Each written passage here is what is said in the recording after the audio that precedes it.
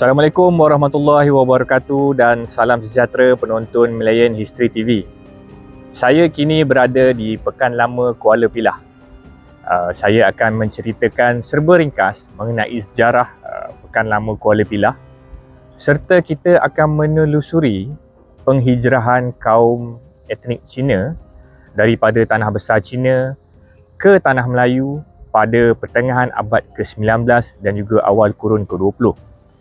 Penjelasan ataupun penceritaan saya terhadap kisah penghijrahan etnik Cina ke Tanah Melayu, terutamanya di Pekan Kuala Pilah ini, amat penting untuk kita lebih memahami peristiwa ataupun kisah pembunuhan orang-orang Cina yang dilakukan oleh tentera Jepun sewaktu era Perang Dunia Kedua di Melaya, iaitu pada bulan Mac 1942. Saya kini berada di Pekan Lama Kuala Pilah. Pekan ini merupakan antara pekan terpenting di Negeri Sembilan. Bukan sahaja daerah Kuala Pilah itu kaya dengan tanah yang subur, tetapi ramai yang tidak mengetahui pada pertengahan kurun ke-19 dan pada awal kurun ke-20, daerah Kuala Pilah merupakan pengeluar biji timah yang utama di Negeri Sembilan.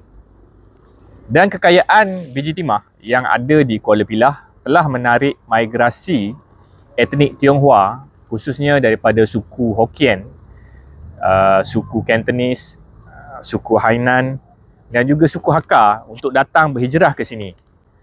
Dan mereka telah mengusahakan banyak lombong-lombong biji timah di kawasan Kuala Pilah. Dan kalau kita selusuri kembali mengenai sejarah pelombongan di kawasan Kuala Pilah ini, beberapa tempat di Kuala Pilah seperti di kawasan Pelangai, di kawasan Beting dan juga di Parit Tinggi merupakan pengeluar biji timah yang terbesar di daerah Kuala Pilah ini. Dan kekayaan biji timah yang ada di daerah ini telah membuatkan pemerintah British pada waktu itu membuat keputusan untuk membina jajaran rel kereta api daripada Pekan Bahau ke Bandar Kuala Pilah ini melalui kawasan seperti Pelangai dan juga Sawah Lebar. Namun, cerita mengenai jajaran rel kereta api daripada Bahau dan juga Kuala Pilah, saya akan ceritakan pada siri terakhir kisah pembunuhan orang-orang Cina di Negeri Sembilan, iaitu di kawasan Sungai Lui Jempol, kerana ia ada kaitan secara tidak langsung dengan peristiwa tersebut. Di belakang kita adalah Bandar Kuala Pilah lama.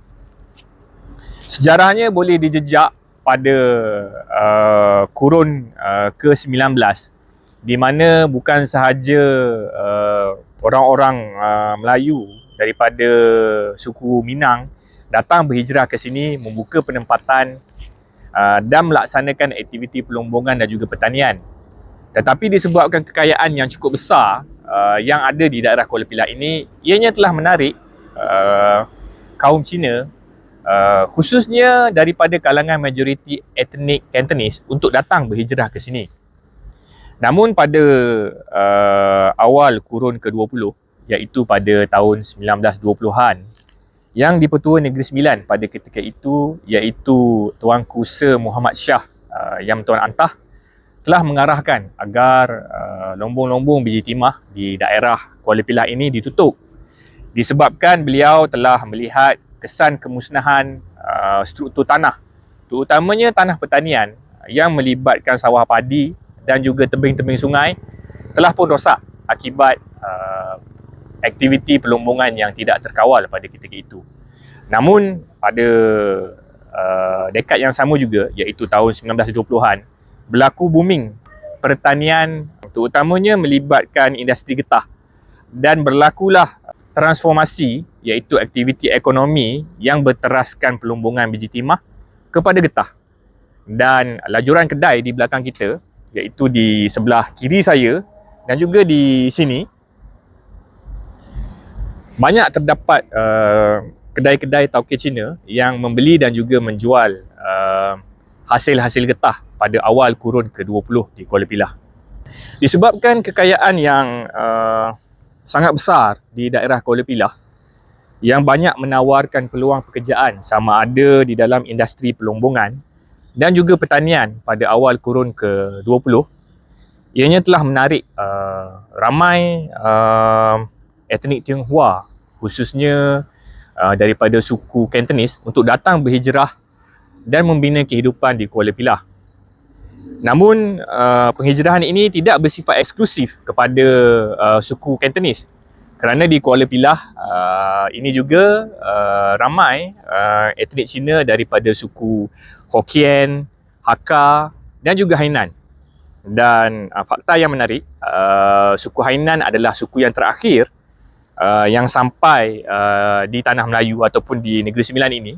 Dan apabila dia melihat aktiviti ekonomi telah dimonopoli oleh suku-suku yang lain, iaitu suku Cantonese terlibat di dalam aktiviti pelombongan, suku Hokkien terlibat di dalam aktiviti pertanian, mereka telah menceburkan diri di dalam aktiviti perniagaan dan banyak membuka kedai-kedai kopi, sehingga kini banyak makanan-makanan menarik yang kita boleh susurkan kepada sejarah penghijrahan etnik Hainan di Tanah Melayu, iaitu nasi ayam Hainan, kopi Hainan, roti bakar dan sebagainya. Namun sudah pasti aktiviti ini tidak bersifat eksklusif. Ini tidak bermakna suku Cantonese hanya terlibat dalam aktiviti pelombongan, suku Hokkien terlibat di dalam aktiviti pertanian ataupun suku Hainan terlibat di dalam aktiviti perniagaan. Masing-masing mencari kaedah untuk meneruskan kehidupan di daerah Kuala Pilah yang makmur ini. Sebelum saya ceritakan mengenai kisah pembunuhan orang-orang Cina di kawasan Parit Tinggi, iaitu di dalam daerah Kuala Pilah, amat penting untuk saya menceritakan serba sedikit mengenai sejarah penghijrahan kaum Cina di Tanah Melayu, khususnya di daerah Kuala Pilah ini. Dan penjelasan saya selepas ini akan membantu kita semua untuk memahami dengan lebih jelas bagaimana kaum Cina boleh ramai sampai di kawasan Kuala Pilah dan membina penempatan dan penghidupan mereka pada awal kurun ke-20. Dan penjelasan ini juga mempunyai perkaitan dengan keputusan pemerintah tentera Jepun untuk melaksanakan diskriminasi dan penindasan terhadap kaum Cina yang tinggal di daerah Kuala Pilah ini. Untuk penceritaan seterusnya, saya akan bawa anda semua ke satu kawasan purba yang tidak terdapat ataupun tidak pernah diceritakan di dalam buku sejarah, tetapi ianya amat penting dan kita boleh jejak sejarahnya sehingga ribuan tahun yang lampau. Untuk kisah selanjutnya, jom ikut saya, kita ke tempat tersebut.